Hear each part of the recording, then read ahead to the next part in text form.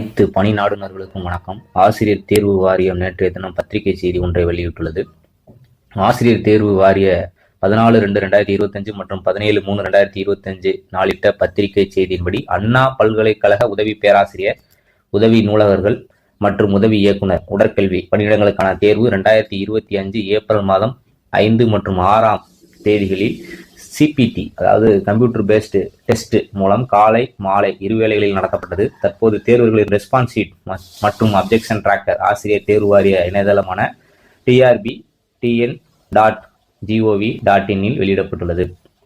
தேர்வர்கள் அவர்களின் ரெஸ்பான்ஸ் ஷீட்டை இணையதளத்தில் தெரிவிக்கப்பட்டுள்ள வழிகாட்டு நெறிமுறைகளை பின்பற்றி பதிவிறக்கம் செய்து கொள்ளுமாறு அறிவுறுத்தப்படுகிறது. தற்பொழுது அப்ஜெக்ஷன் டிராக்கர் வெளியிடப்பட்டுள்ள ஆசிரியர் தேர்வு வாரிய மாஸ்டர் கொஸ்டின் பேப்பரில் உத்தேச தற்காலிக விடைக்குறிப்புகள், அதாவது டிக் மார்க் கொடுத்துருப்போம் ரைட்டான ஆன்சருக்கு அப்படிங்கிறத சொல்லியிருக்காங்க, குறியீடு செய்யப்பட்டுள்ளது.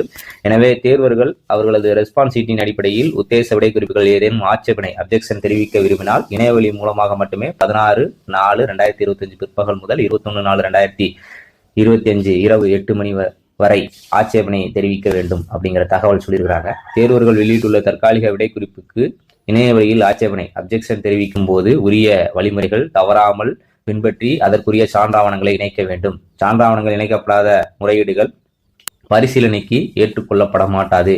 இவை அனைத்தும் முற்றிலுமாக நிராகரிக்கப்படும் அப்படிங்கிறத தெளிவுபடுத்தியிருக்கிறாங்க. அங்கீகரிக்கப்பட்ட பாடப்புத்தகம் ஸ்டாண்டர்ட் புக்ஸ் ஆதாரம் மட்டுமே அளிக்க வேண்டும். கையேடுகள், கைடு, நோட்ஸ் ஆதாரங்கள் ஏற்றுக்கொள்ளப்பட மாட்டாது. தபால் அல்லது பிற வழிமுறைகளில் ஏதாவது முறையீடுகள் ஏற்க மாட்டாது அப்படிங்கிறதையும் சொல்லியிருக்கிறாங்க. அவை நிராகரிக்கப்பட்டதாக கருதப்படும். மேலும் பாட வல்லுநர்களின் முடிவே இறுதியானது என்று தெரிவிக்கப்படுகிறது அப்படிங்கிறத சொல்லியிருக்கிறாங்க. அண்ணா யூனிவர்சிட்டி எக்ஸாமினேஷன் சம்பந்தமாக வந்த ஒரு பத்திரிகை செய்தி.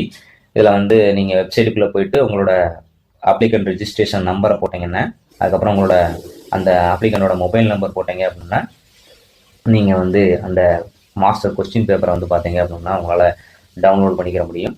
அதுக்கப்புறம் அப்ஜெக்ஷன் ட்ராக்கருக்கு அதே மாதிரி நீங்கள் வெப்சைட்டுக்குள்ளே போய் உங்களோட ரெஜிஸ்டர் நம்பர், மொபைல் நம்பர் போட்டு உள்ளே போய் உங்களுக்கு தேவையான கொஸ்டின் எதுக்கு நீங்கள் அப்ஜெக்ஷன் தெரிவிக்க விரும்புகிறீங்களோ அந்த கொஸ்டினை கிளிக் பண்ணி அப்ஜெக்ஷன் ட்ராக்கருக்குள்ளே போய் வேலிட் ப்ரூஃபோட நீங்கள் கிளைம் பண்ணிக்கலாம்.